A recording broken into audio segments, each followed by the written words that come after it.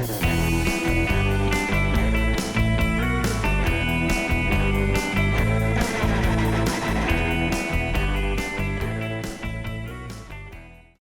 everyone, and welcome back. We are the Podcast Wreckers. My name is Adam Aragon. I'm joined today with our co-hosts Matlock Zumsteg and Hello. Joe Kroll, a.k.a. Johnny Chaotic, reporting Hi. from a fog bank, apparently. It's hot. Is it hot? It's Yeah. not a crime scene until they call it a crime scene. They have to put up the tape or it's not legit. Right now, it's just a scene. It's a potential crime It's scene. just, they cut like a cool, like a groovy scene or just a scene? No. It's okay. No, There's it ways be to great? interpret that. Wouldn't it be all great of if there the was a people here are telltale fine. sign? If there was a telltale sign a crime was about to occur, like fog just started to show up, and you're like, oh man, something's going to happen. Oh shit, crime rolling Call in. the cops. Like, yeah. It's a horror film, something's going to jump out of the dark and devour him.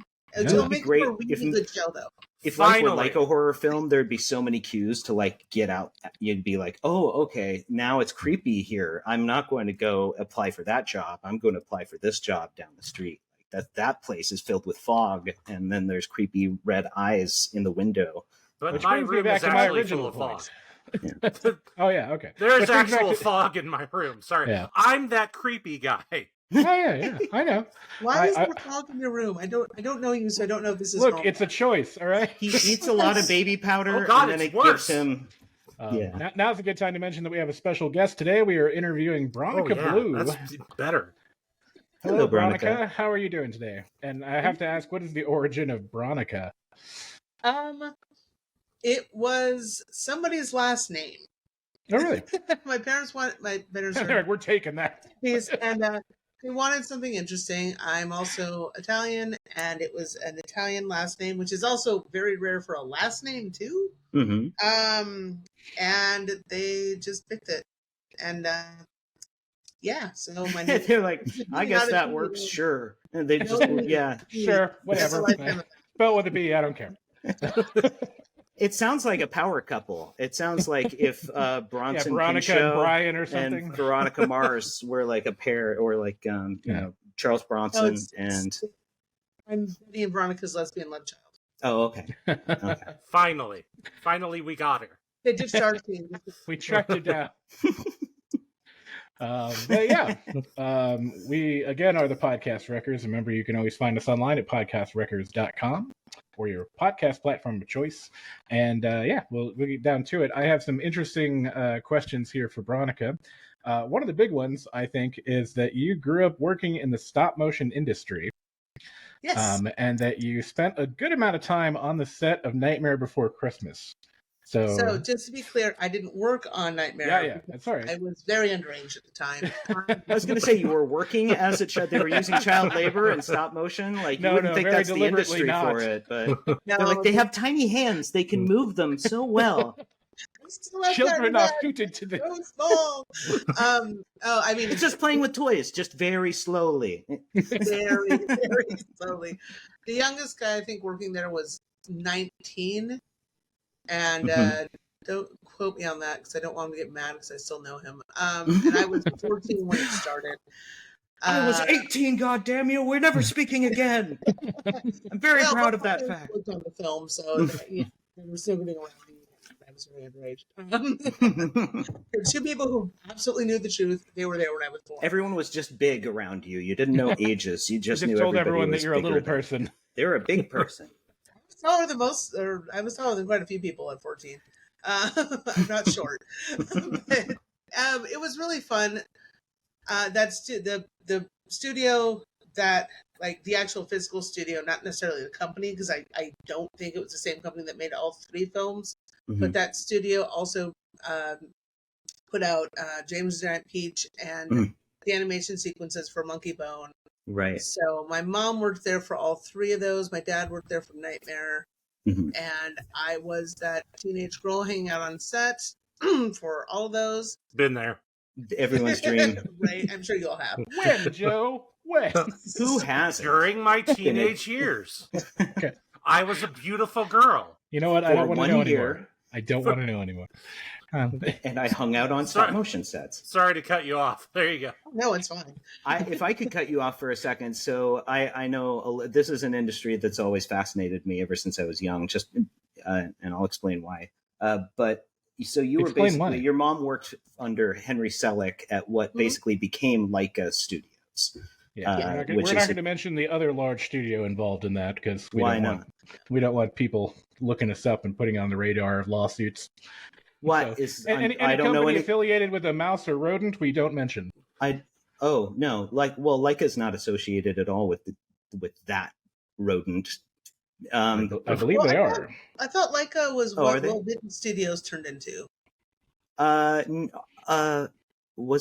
I think Will Vinton's separate because Henry Selick is the one who directed Nightmare. He directed Nightmare, James, and Monkey Bone, and then it became Leica and created Coraline and Kubo and the Two Strings, and those have all been directed by or produced by Henry Selick. So it's his studio. It's up in Oregon now.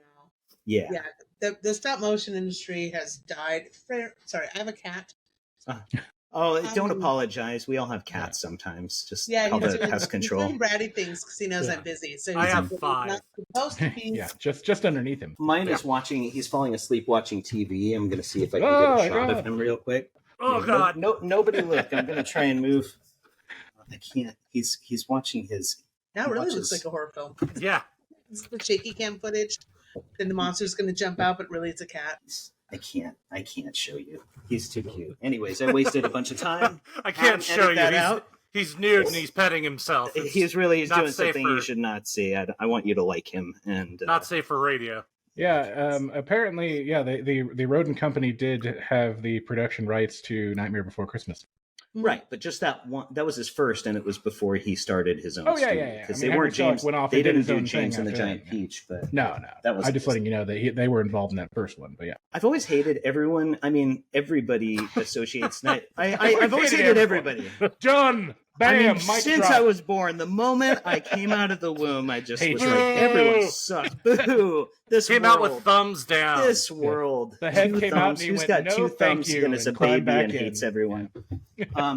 No, but I've always hated that Tim Burton gets associated as though he did the animation himself. Yeah. Now he obviously came up with the designs, which are amazing, and the story. But now, was it written by him or Henry Selick? It was Tim. I'm going to look it up. It was directed by Henry Selick. So he came up with the story in high school. Hold on. Cat cam. He came up with the story in high school, and written. What they had. I say we like I was involved, but I was hanging out my parents' You were studio. There. Well. We can't prove you wrong. You could say whatever you want. It was my project. I was the only one. There's 2 Nicarlos in the credit. Why not 3? I was the silent one. So my parents had an art studio. They're doing mostly commercial work at that time down in the Mission. And any commercials we would know? Out of curiosity. Well, if you grew up in the 90s. California Raisins? No, that was all of us did. No, that was Will Vinton Studios. Yeah. But do you remember the Ritz Bits commercials with the cheese and the peanut butter? Yeah. The big moon craters with the cheese and all that? It made them look good. It made those were made in my parents' look good. It was a deceptive ad. It tricked me. It was effective. I ate clay for 3 years after. I think I like plastic. I think I do. Yeah. So I was there's somewhere was a picture once of that crater. It was huge, and it was originally hollow in the middle, so they could sculpt the inside of it, and then clay was poured on the bottom before it was animated. And there's a picture somewhere of me in the middle smoothing the clay on the side. Oh, that's cool. I was like 11, 12. That's cool. If you have those photos, please send them to us so that we can put them in this episode. I would love that photo. Any photos of the crater itself, or like how big was it in your parents' studio? Was it like took up the whole, any of the art studio stuff would be cool. Most of the room. So it was one of those big. It was basically a giant model to make it look like miniatures, but highly. Yeah, kind of like from that door to the edge of that door. Wow. About that big. So nice. That must have been fun. It was large. I mean, I could stand fully in it, stretch my arms, not touch the edges, and be working on stuff. That's got to be cool to be a kid and like have your parents play with toys for a living. Like you're just watching them play with small miniatures and like going like, "We're honey, don't bother us right now. We're really busy moving this toy figure's arm." We're animators. We were the fingers of this puppet for 9 hours. We were model and prop makers. We weren't the animators. We made the stuff for the animators to use. Gotcha. And my mom ran the fabrication department on the aforementioned films, which so she just lied about everything. She came up with all the lies. Sure. Yeah. Well, she made the puppets that the animators would destroy nice again. Her department did all they cleaned up puppets out of the mold, painted them, like all the individual eyelashes, all the clothes were made there. Everything was done there. And then, stuff gets messed up when animating. A lot of these were latex, which doesn't react well to skin oils or being moved a whole lot. And eventually they'd get stretched out, ripped. The paint would be nasty looking. And then they'd go back to fabrication and be cleaned up again. Can you imagine like half of Nightmare Before Christmas? You just see like 2 thumbprints on Jack Skellington's head just get deeper throughout. He's gonna get floppier as the movie goes on. He's got one arm and one finger. My dad melting part of Gumby, which was all clay, and that kind of stuff would happen sometimes. Right. Well, Will Vinton was like pure clay, all of his stuff, and I always noticed that was what made his stuff stand out. The Noid. Michael Jackson's Moonwalker. He did a couple things in that, like, and the Mark Twain, The Adventures of Mark Twain. Oh no! Oh God, that movie. Which has, that's one of those movies that you remember if you saw it because there was that scene where I guess it's a Mark Twain story of Satan. He's talking to Mark Twain, and they don't call him Satan. He's like got some ominous name, but he's just it's like scarier. It's a mask. Scary. It's a mask, for like a smiley, frowny theater mask, and it like gets really scary. And he's like creating a world out of clay, and then like killing the people, and it's just really dark, and the voice is creepy. But claymation, especially claymation, but also like stop motion, has always freaked me out ever since I was really young. Yes, please. Sorry, don't mean to. Claymation is a term that is copyrighted by the Will Vinton Company and does not refer to all forms of stop motion animation. In fact, most stop motion that you see is not made with clay. Yeah, of course. Right. But the California raisins are claymation because that is the term that he created. Right. That. Interesting. But Gumby is not considered claymation, even though it's clay. Stuff like that. It's a weird thing, and I thought he had another term like something mation. I thought Will Vinton had like claymation, but he also had like another term for it that was more like Will Vinton specific. Hold on, my husband's bringing me something. He did the California Raisins famously. That was probably Will Vinton's biggest. So I had a fun story I wanted to tell about my mom. Yep. So there wasn't a lot of women in stop motion at the time. In the early 90s, especially working for some of the bigger companies. And that tracks. Tim Burton, he approached the making of Nightmare a little differently. Most times when a project happened, a bunch of people would just be chosen based on, like, oh yeah, I've animated all this, I've sculpted all that. Sure, Tim said, I don't care what you've done before. Everybody needs to make a audition piece.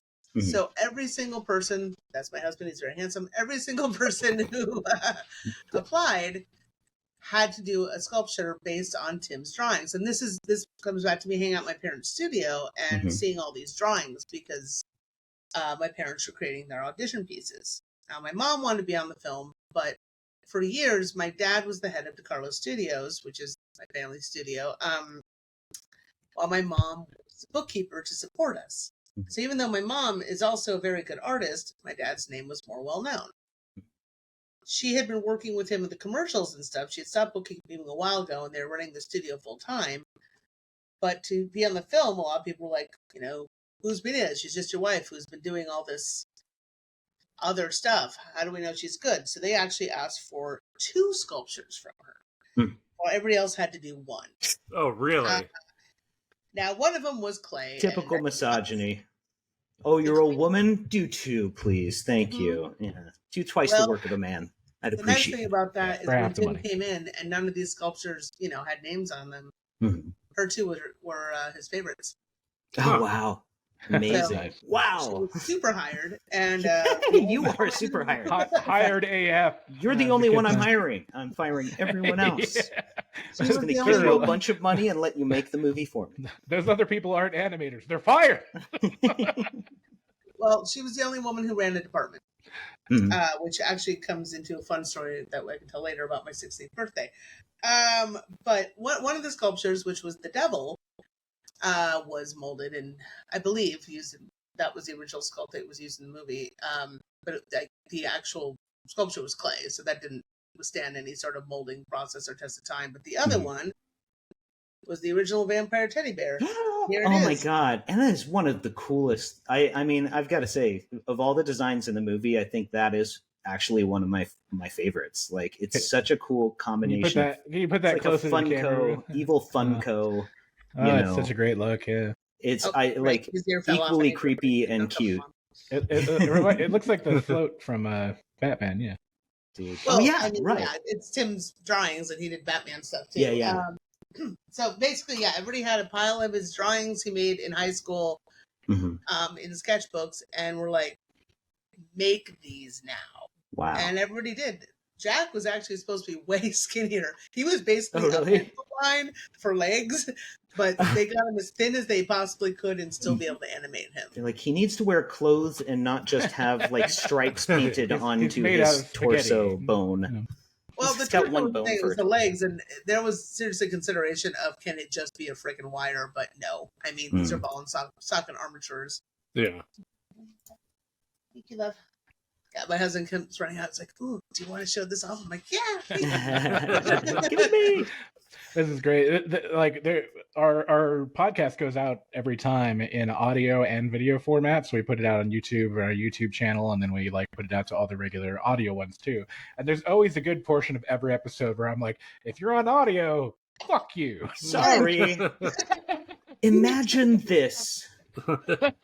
We should spend 5 minutes of the video like detailed explaining like what we're showing and like all the contours of it and the colors. And how many abs yeah. I have, how good, Yeah. like nude I am like right now. 100 abs. How did you do that? It Yeah, hurts. I mean, It hurts. It doesn't even seem possible. It's just, it's scientifically. pain. That's it, you know. Joe has It's not a abs. beard, it's more abs. Yeah, Joe has there's abs more, in his there's more beard. abs in here.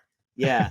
He's got Beard some abs. abs on the back of your neck. Joe, would you, for the viewers who are actually watching, would you show them Yes. the abs on the back of your neck? Wow. Check these Look out. at those. Oh my Yeah.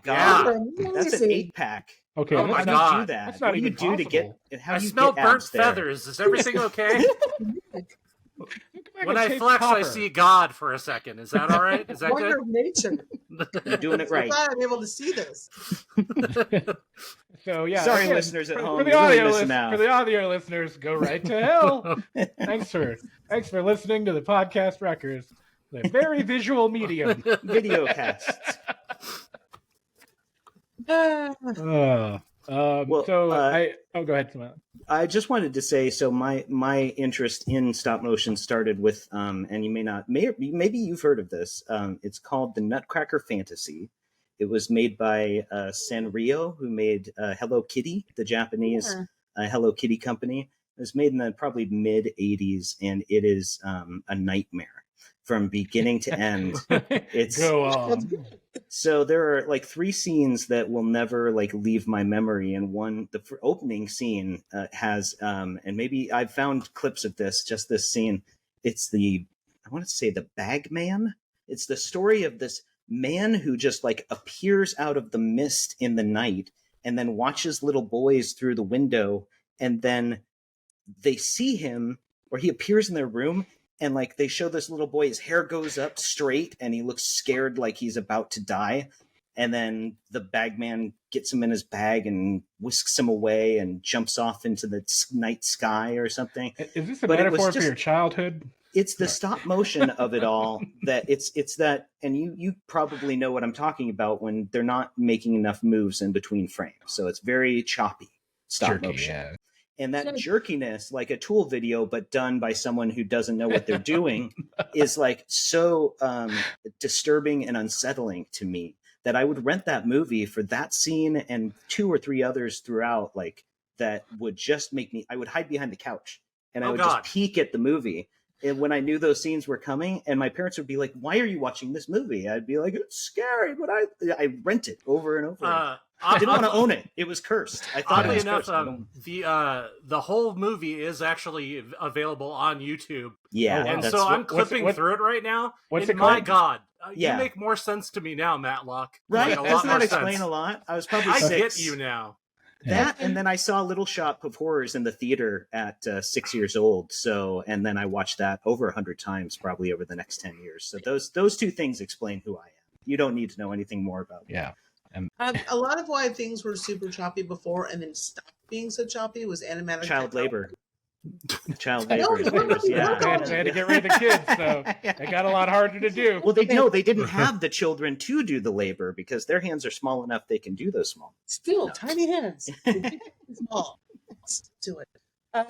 You've aged out of the industry. Just give it up. No, I'm kidding. The animatic stuff, it was just, I mean, I was very young when this stuff happened, and so I didn't fully understand it, but I remember everybody being super excited about it because, like, it allowed you to, in camera, go back to the previous frame. Mm-hmm. Whereas which you couldn't actually do that before. You're guessing. Yes. Yeah. So it suddenly everything got way smoother. Mm-hmm. By the way, if you want to look at 2 Nightmare filter films, or one in a good way, one in a, oh my God, it's so bad. And I worked on that one. The first one, look up The Sandman. Oh, that's one of my favorites. I just shared it like 3 days ago to somebody. So I was like, Paul this Berry, one, the guy who made it, honey, will you bring me the moon? That's a lot to ask, don't you Wow. You know what I mean? So Paul was hired to work on Nightmare, and he was, a lot of who I am was based on Paul. He always wore like a derby hat and had the crazy like Cure Robert Smith hair, but it was bright, brilliant red, and always wore like really great outlandish costume, like outfits, and super stylish. And he raised the bar for animation. Like, I've heard podcasts actually It's of some of amazing. my friends who animated on Nightmare about like how, then Paul Berry was there and we all had to step up our game. Like, he was fantastic. He unfortunately died pretty young of a brain tumor. Oh God. Maybe it's the moon on the mantle, the big gold one, hanging. Matlock, bring me the moon. I've done that. I have so little of my husband. Darling, bring me the moon. Pull it down from the sky. lasso the moon and pull it down for you, my dear. I want to show this beautiful sculpture that Paul made for my 16th birthday. Oh my God! Isn't that Wow. cool? His design. It'll haunt that me nose, forever, but it's cool. the nose of the Sandman in that short, which is one of the greatest. Like, that's a must watch for Halloween for me. The first time I saw the Sandman, it was on MTV. Had a show like Liquid Television called Cartoon Sushi, and it was playing a lot of stuff that would play at the Spike and Mike Sick and Twisted Film Festival and things like that. But the Sandman they had on their Halloween Cartoon Sushi, and I try and once YouTube existed and it was on there, I had I had it on VHS, Back so when I you could just only had to wait watch for like something to come around recorded on from TV. TV. Oh, But it's amazing. Truly They've got a high quality version of it that somebody uploaded recently. I did find a copy of it on YouTube. I guess it's only about 10 minutes long, but it's it's short. It's creepy. It's horrifying. It's and watch past the beautiful. credits. There's literally a moment where you think maybe it's over, and then the credits roll for a little bit. And if you stick through, it's like one of the creepiest images you'll see ever.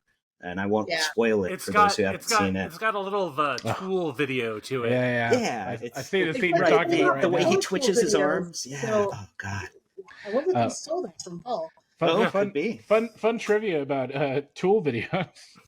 one time in our younger days, I was spending the night over at Matlock's house, and he and his girlfriend at the time decided to wait until I passed out and then reenact a nightmare for me so that I would wake up in the midst of a nightmare. Right. And so they put chairs over me with sheets and made a weird dome bubble thing. And they turned on a strobe light and started blasting music and then started throwing shoes at me. And I woke up covered in blankets and shoes. What the fuck is going on? And right. and they pulled them out of the way. And then there's Matlock just going Some people just Just like moving all weird and robotic, like. Some people just take the opportunity to draw a penis with permanent marker or Sharpie. Matlock stepped it way up. I want you to wake up and not know if you're still dreaming or not, and question whether it's an alpha state or whether you're in REM sleep or whether life is actually a dream. Yeah. I want you to bring this up on a podcast 20 years from 20 now. years afterwards, yeah. You like to cause psychological damage to your closest friends. It was an experiment. Let's just say I was a scientist at that time, and I did safe experiments that weren't going to end in anyone's death or permanent. Did I mention he threw shoes at me? But well, and not at you, over you. Lab, that's not safe.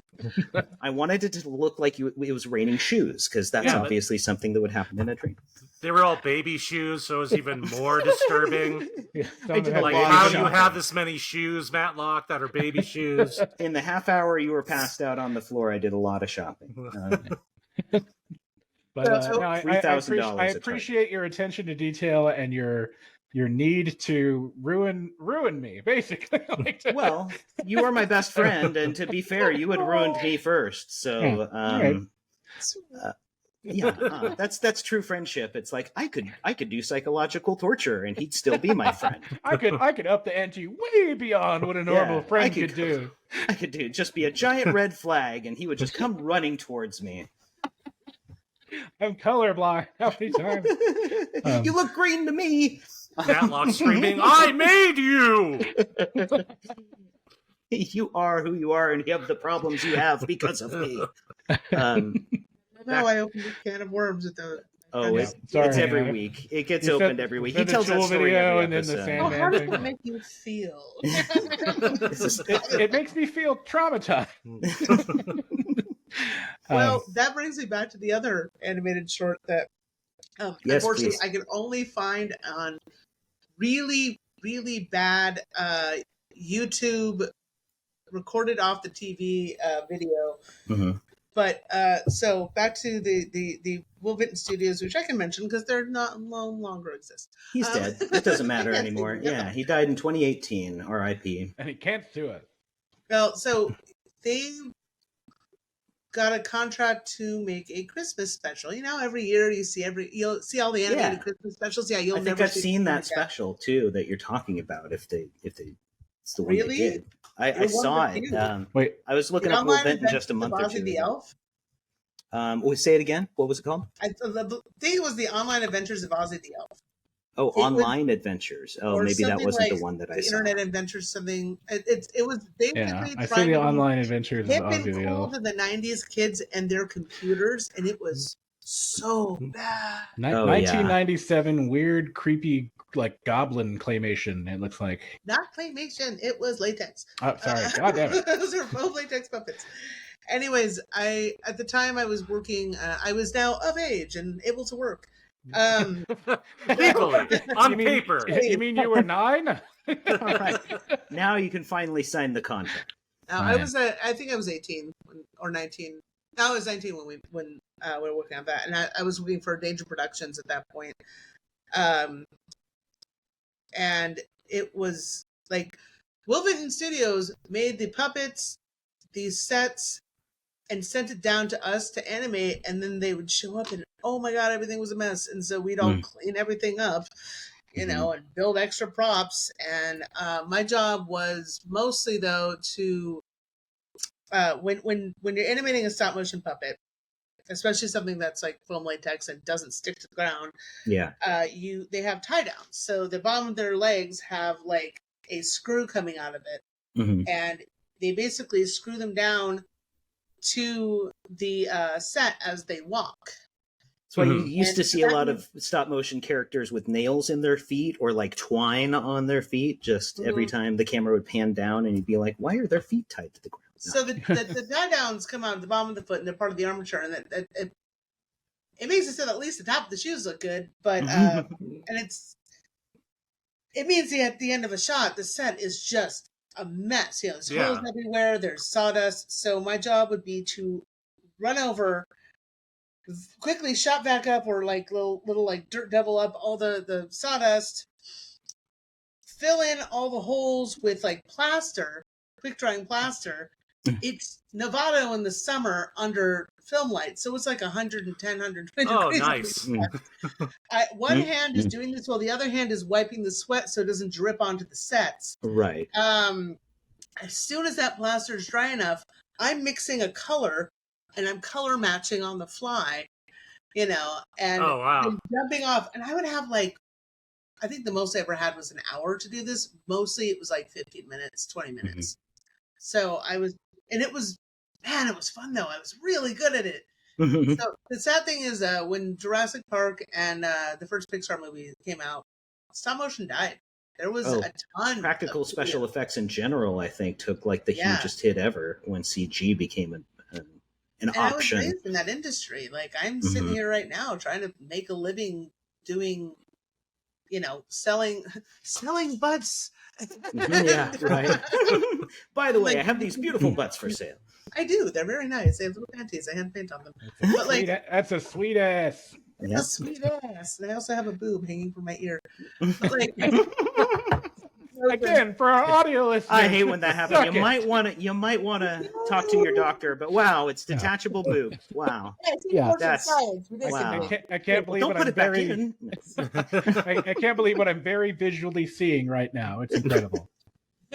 I just pulled an entire breast out of my ear for these. They're beautiful breasts, I have to say. For your breasts, they're well probably shaped. Thank you. I made them myself. The color's a little off. They look. I don't know if that's maybe they need to get checked. You should go. Hey, maybe they're not all white, Matlock. How about that? Oh no, I just mean I've never seen an ear breast before. Sure, you do, Matlock. I have some breast critique. I have they're a breast the wrong growing. color.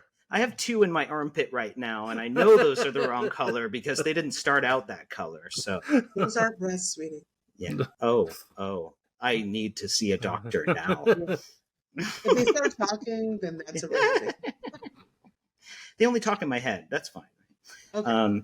Yeah. So it was like the 90s were the golden age of stop motion animation, and the Bay Area was absolutely the hub of it, and it was super cool growing up in it. It is a bit of a bummer that I was trained in an industry for 10 years, went to 5 years of art school, and it died when I was 20. It's one of those art forms that I feel like everybody thought they could replace it, and they're still discovering that they can't replace it. But they're in denial about the fact that CG can replace what basically took. I've always pictured exactly what you described as being like the perfect culmination of artists working together collaboratively on a project that is imaginative, takes everybody involved has some essential element that they're bringing to the process. Yeah. And then the more love and care that goes into that craft, and it's all physical. Like that's the thing that I love about practical special effects is that your brain doesn't go, oh, that's CG. And in my case, no matter how good the CG is, usually my brain, consciously or unconsciously, is like, oh, that's CG. But you see a physical object like Coraline. I saw that in 3D, right? One of the only movies I've seen in 3D that I felt really made use of it because it was like staring into a diorama, and they had developed layer after layer of things in this diorama. There's one scene in the kitchen, and if you ever saw it in 3D, it's like the most boring looking scene. It's a rainy day outside, but it looks like you're staring through the window, which has rain dripping on it. And then behind it, you see rain dripping. And 3D works best when you're looking into the screen, not when it's popping out, but when it's used to add depth to the image. Well, I think in the background, there's trees like waving in the distance, like all these tiny details and it's the fact that it's all physical and your brain is going like, that's a real thing. Well, the key difference to the 3D on that one versus a lot of other things is that there's a lot of a lot of modern movies make 3D like fake, like they split the frame and turn it into 3D. And so there are very few things that are genuinely filmed with like 2 eyeball cameras, like dual cameras. And I'm sure and stop motion is particularly suited to that because point 1 camera or 2 cameras at it, it's you can always manipulate it and work around it. So like it's the best 3D you're ever going to see is probably stop motion 3D footage. But the industry that surrounded stop motion and animatronics at the time that I think some of the best movies utilizing that technology existed, when CG came around, it was all about the bottom line and the fact that you could hire half as many people to do something that was cutting edge and like a fad, like, oh, this movie's got CG in it. Oh, they've got a new CG monster. I've never seen a CG monster before. By now, 30 years later, 20 years later, we're sick of, like, I feel like we're pushing, like, CG works for the royal we. It works for replacing matte paintings and for doing like planets and stuff that even then I think could be done well with models, but it's like, it still saves you money. But if you can eliminate the CG and do it all with physical animatronics or stop motion, I think it's done well. It's better. These days, CG might be more expensive. Honestly, like a lot of that. During quarantine, to get it good, yeah. If you want really high quality. 2 years, I started trying to learn, and I mean, I barely scratched the surface. Man, well, now AI will do it for you, and then you just need to have someone clean it up. It's just a matter of someone cleaning up what the AI makes from here on out. But I think I don't know if AI is going to be able to do stop motion. I mean, maybe that's still something that like the industry could come back to, or like I just would love to see, and I feel like there is like people wanting more practical special effects and even stop motion, and people who have clung to that dream of that, like still being a part of the media landscape for the past 30 years. I like things like we can't say things of companies, but let's see. I mention like an IP companies that I'm missing one of my favorites. Here we go. That may or may not use both. Yeah, well, and right, and they're doing that because I think they realize the importance of what I'm talking about with physical, practical special effects versus. I just love movies. I love seeing fantastical ideas come to life. Like, I'm a huge sci-fi fan. My first memory is seeing Empire Strikes Back in the theater with my dad. That's my first memory. Oh, wow. I saw it in a drive-in when I was 3 or something, and it's one of my first memories too. It was like Yoda. How old? Yeah, probably 42, 43-ish. Yeah. Am I wrong? I'm 46. Oh, well then I was younger than 3. Maybe you saw Return of the Jedi then. You were sub 3? I seemed maybe no. I have to think. He was on Dagobah for most of Empire? No, most of which was the Jedi? one with Yoda. Oh no, Yoda died in so it was. I remember Yoda dying in Jedi, and I hadn't seen the 2 before, and I was only 2. So God! Why is the Green Man dying? Well, my first memory is looking stuffed into a tauntaun and smelling bad. Anyways, I love. and now I'm messed up inside. I saw Dark Crystal in the theater and Ghostbusters. I thought it smelled bad on the outside. Oh my God, they did these little odd guys and suck their. Oh my God, yeah, the Dark Crystal. I blacked it out for years, and then I finally rewatched it. My grandma was like, "Oh, here's a movie that Matt should enjoy. He's 3. It should be fun. We'll see it in the theater."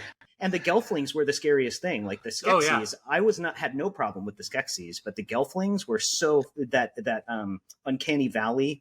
Of just them looking almost human, but off in an elfy way, but also just fake and dead eyes. And Gelflings freak me out. It's like it's a tough sell as to which one's creepier between them and the Skeksis. No, it's not.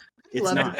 The Skeksis are beautiful. Those had to be such a blast to make too. Yeah. As like just objects, they had to be so fun to work on. See, that's what I wish. Like I had been able to get into that direction. I would love. If you'd done the underage labor, you would have put in the time. Well, if you'd kept the industry afloat. The actual like creature modeling is still being done. Just I don't think there's any in the Bay Area. Probably LA. It would be it would be a lot to upend our entire lives to chase after something that a lot of places aren't really hip to order or hire a woman in her mid-40s who's been out of the industry for 30 years. But I'd hire anybody is. I'm very good. I'll start a studio for you. I'll hire you. I heard good things. I heard nothing but good things. If both our listeners are interested.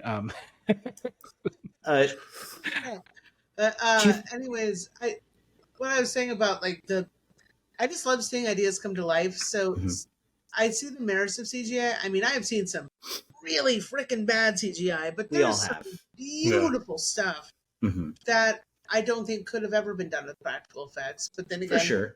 There's a time and a place for both, right? It does age more poorly, I think, than stop motion, because stop motion's always going to have a certain feel and look to it, no matter whether it's done in the 70s or today. But computer animation, you look back at any movie 10 years old, and if there's a lot of CG, it stands out, and it looks, your eyes just recognize, because you've seen so much of it and so much better stuff over a 10-year period. You watch the original Toy Story, and it's like, it needs an update. Like this is version 1.0, and it's everybody's really clunky and they can't even show the human faces. I wonder if they'll be able to do that. I don't know if I'm putting this idea out into the ether, and like, you know, someone's going to do it. That company any more money. Yeah. Well, I was going to say, they've been remaking animated movies in live action, which I absolutely do not like. They better as animated. They're fine. Leave them the fuck alone. Right. But it would be interesting if they took the movies that are CG, like, you know, Toy Story or something like that, and just remastered it, like literally like re-rendered the same character models, but with like modern rendering technology. Right. I approve of that, like an update to the graphics of the time. It's something you could only do with like a CG movie, is you could literally like frame for frame have the exact same movie, but just look better. I don't know. I have a quick story about Toy Story 2. So I talked a lot about what my mom did, but when Nightmare ended, my dad did a bunch of other stuff, including work on Bump of the Night, which I did too. It was great. Nice. But my dad ended up working for Pixar, because back then it was really hard to make it, like the technology that we have today, where I can just open Maya and literally like make whatever in pretty short amount of time. Back then, you couldn't just make a model like that. It was easier to sculpt and then bitmap a sculpture. So a lot of the stuff for like Bug's Life, and I think there was some Toy Story stuff too. I don't know. Some of the early Pixar films, they had physical models. A lot of the sculptures are made by my dad, and wow. My mom and I sand them down. And so technically, I worked on some Pixar films. Oh my gosh! We don't talk about that. I was 18. I was 18. It was under DeCarlo Studios. You know, I just helped out sanding what my dad sculpted to make them really smooth for the bit mapping. But a fun thing in Toy Story 2. They, you know, the kid, I forget his name, he had a real dog. There was a Slinky dachshund, but then he had a real pet dachshund. Yeah. And that dog was voiced by my dog, who was a dachshund. Oh, right on. That's awesome. Guinness, and she did not get film credit, and I'm very angry about that. She got paid, though, right? She got paid. I mean, that's Toy Story money. She got that. She had it in a 401k. She held on to it, gave it to her puppies when she the richest dog in the Lower East, you know. Well, yeah. To sculpt, my dad based it on her, and then they're trying to get a dog voice actor. And my dad's like, "I literally have a dachshund, and I work here," and so he brought her in. That's and awesome. It sucks because like it's all her nervous barks because she was really nervous. But the one thing they did is they got her yawn squeak, or at one point the dog yawns and squeaks. Yeah. What Guinness did, and I was so excited that they got her yawn squeak. I mean, that's so cool to have your dog immortalized that way. Yeah. My little Guinness was a movie star. Oh, and then Jim Varney took all the credit. Like, oh yeah, that was me. Why does he sound like I did Beavis? That too. I could squeak yawn. Why does Jim Varney sound like Beavis? I haven't done an Ernest since I was in elementary school, so don't ask me to do an Ernest impression. Can you do a Jim Varney impression? Just smoke a million cigarettes. That's all you got to do. Hey, Vern. Hey, Vern. I'm Ernest. That's the best. And that's your reel. That's the reel you send everywhere. SNL won't call me back. I don't know why. Yeah, it's because they're afraid of your genius. Yeah. I'm Vin Diesel. Here's my Christopher Walken. I'm Christopher Walken. Christopher Walken. Right. Look, I wanted to say two things about what you just mentioned. With Star Wars, you can have one. Okay, well then I'll use the Star Wars one. I don't know. Can we use that IP? I think it's for you can say the words together and you're not going to get fined. So in the Star War Wars, of Stars. When I try to close, yeah, right, but distant, far enough away, they're not going to sue. Yeah, when I think of practical special effects and what I was explaining, how your brain kind of recognizes a real thing versus a CG thing, I always think of Han Solo when the Millennium Falcon is in that cave, right? And this is when I came up with this theory. Like, it's in the cave, but it's really like in the mouth of a creature, isn't it? Like in that crater. So at one point, like, you just see on the windshield of the Millennium Falcon, like this wing flap against it. And it's those like bats that are living in the cave or in the creature's stomach or whatever. Yeah. And I remember seeing that. Yes, and Minox, yes. Yeah, thank you for clarifying. I don't want to get that wrong. The Minoc. The Minoc wing flaps against the windshield. And I remember having like a visceral reaction to it, specifically because I knew it was a physical thing that I associated with being a real creature. And your brain doesn't think, oh, it's a prop, it's a movie monster, as much if you're just seeing like a part of it and it's real or something strange, something your brain recognizes as a threat and a real threat, as opposed to a computer animated threat. If a CG tentacle crawls in a window and it's moving all smoothly towards the thing and perfectly animated, towards someone's face, yeah, right, sure, you get turned on a little, but it's still your brain is like, but it's not a real tentacle, and then it's not a real tentacle. Oh, I dried up down there, and that's why hentai can only get me halfway. But one of the points I've heard made about stop motion is that it is more realistic in that the movement is less fluid, and things in real life don't move perfect and fluidly. And part of what makes animating computer animation difficult nowadays is you have to make it look less. You have to put in the imperfections. You have to add imperfection. Whereas the stop motion lends itself to imperfection and stuff like that. Yeah. And a lot of people who are animating have said, like, you start out with an idea of how the character's going to move, but as you move it, like, things change and you have to make adjustments, and it's never quite how you imagined it. But it doesn't necessarily look bad because of that. In fact, if anything, it adds a certain reality to. We don't all move perfectly. Our bodies don't move. We have missteps and do weird jerks, and stop motion does that naturally. So maybe you do. Yeah, we twitch from one to the Our arms do this like in a Tool video sometimes when I'm just shake a lot as I move. Old people are stop motion. Why did I never connect it? Did any of you catch there's a documentary about Phil Tippett, who's the guy who Mad God and RoboCop. And my dad worked on Mad God. Oh, I was going to ask. Film. Wow, of course. Took him how long to make? 30 years? Something like that? Something incredible. Like 20 years he's been working on that movie, and it just came out. It's really cool, and it's visually just gorgeous. Would you explain to these two gentlemen and our audience who Phil Tippett is? Well, yeah, Phil Tippett is the guy who did most of the practical effects on the original Star Wars. Yeah. And Phil Tippett Studios has done a ton of stuff since then, including like when the whole thing I talked about where stop motion kind of died. He was one of the people who was able to pivot his studio. Mm-hmm. They were strictly a practical effects studio, and when Jurassic Park happened, they were making, their big rubber dinosaurs, and the company was like, well, we're just going to try computer animation. And so Phil was like, what if we did those together? And they were able to mesh them. The special talks a lot more about it, but one thing that came to mind when you were talking about the imperfections of stop motion. One of the things that makes stop motion look less real is because the movements are all one at a time, you get no motion blur. And he was the one who basically was able to create motion blur and stop motion.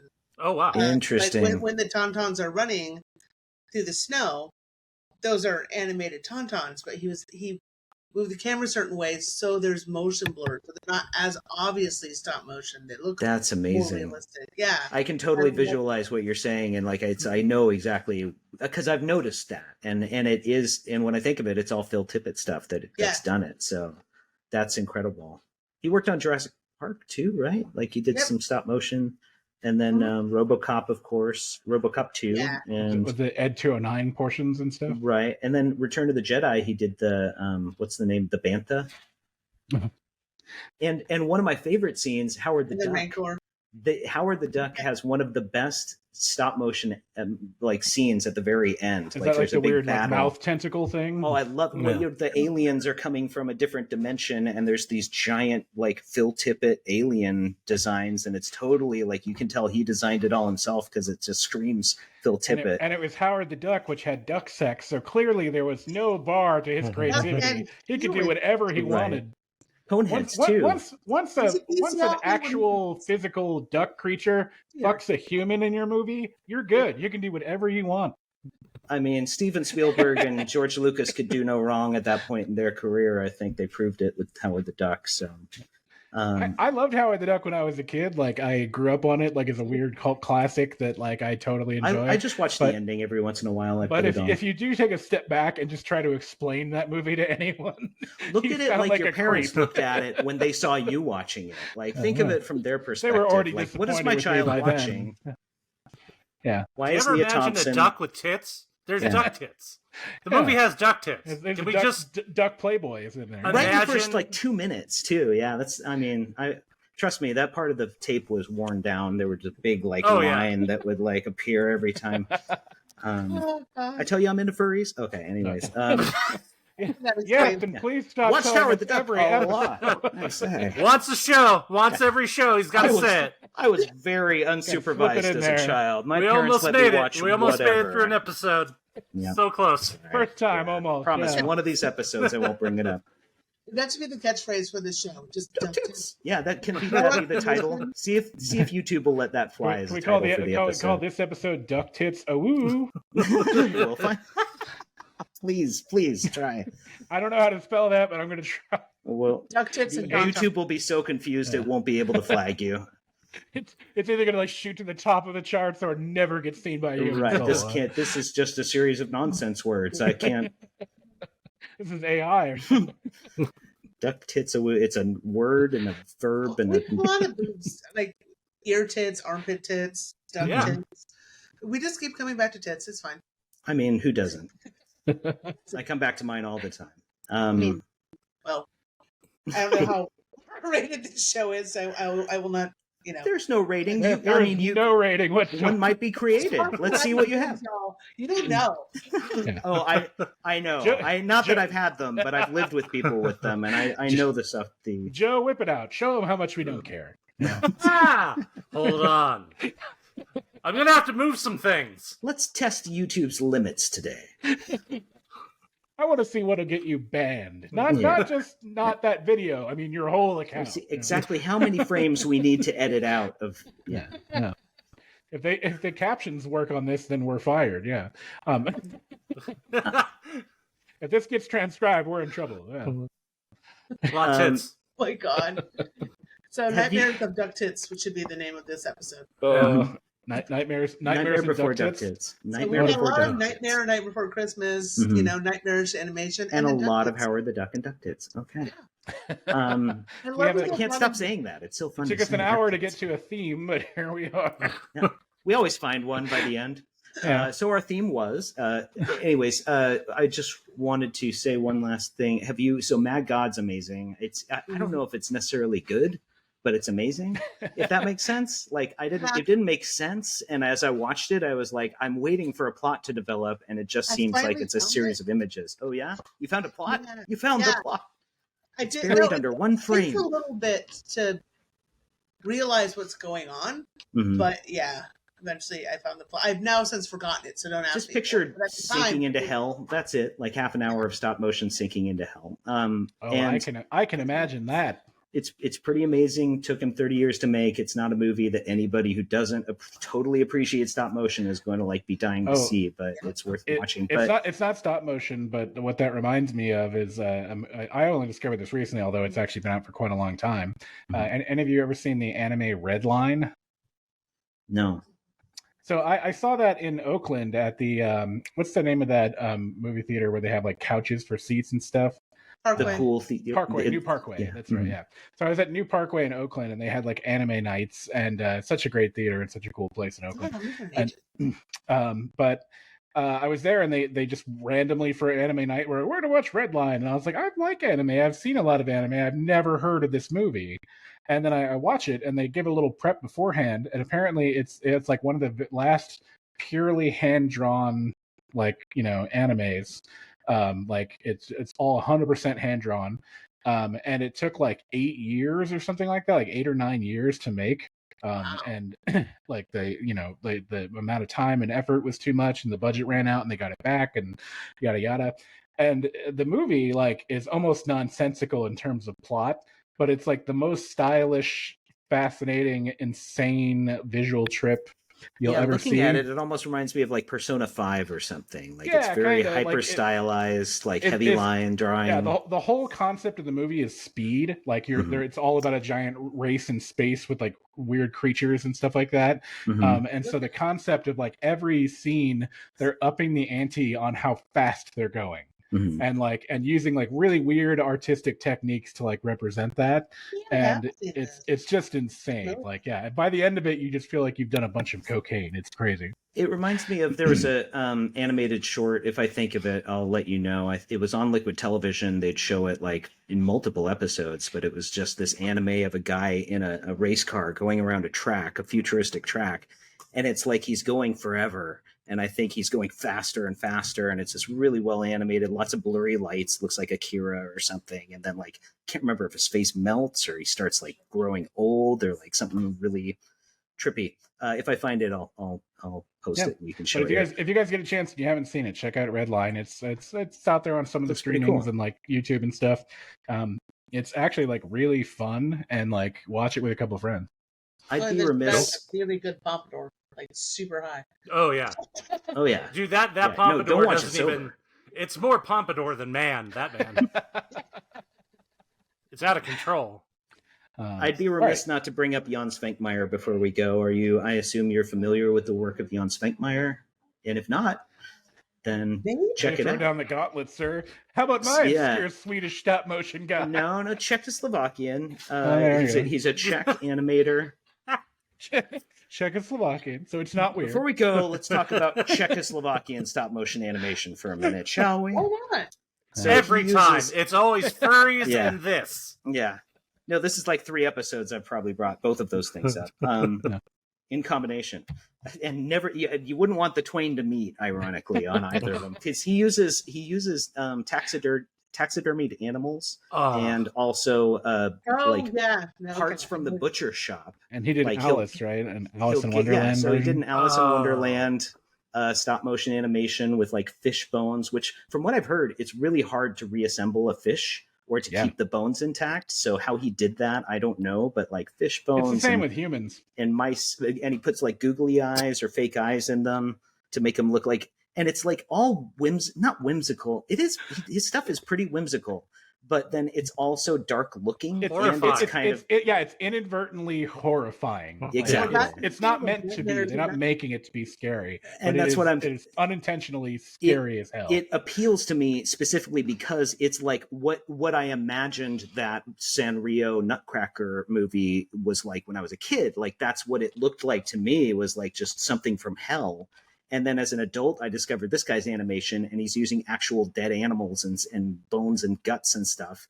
And I'm like, why is this? Why am I attracted to this? Why do I like this? And it was weird to have this, like, I have a proclivity for this because I've sought it out since childhood, almost something that would unsettle me. And it's not even as unsettling as that Sanrio thing. Still, I think I get more freaked out looking at the Sanrio thing than his stuff, because it is kind of lighthearted, his animation, but it is pretty gross to look at some of the stuff that he presents. Yeah. It is about the top of the hour, so I want to thank Matlock for, again, telling us why his childhood made him into the ruined wreck of a man he is today. I'd like to thank Joe Kroll. When we come back, Stephen will be here with the weather and the stock market. I'd like to thank Joe Kroll for dragging his huge beard out here. I mean, that must have been a lot of work. And especially to our guest, Bronica Blue, thank you so much for coming. Yeah, we really appreciate it. Great to meet you, conversation. Bronica.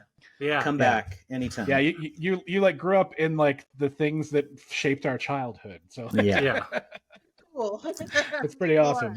But yeah, so for everyone else out there, we are the Podcast Records. Find us online, podcastrecords.com, on your podcast platform of choice, or in an obscure movie from the 70s from Czechoslovakia. Listen to us describe visual elements of the show on our podcast. She's got an ass on her neck. I swear to God. Yeah, there it is. I grew an elbow under my eye. This will be the motivation for you to tune into our goddamn YouTube channel, and we need subscribers. All right, thanks everyone. We're the Podcast Records. Good night. Good night.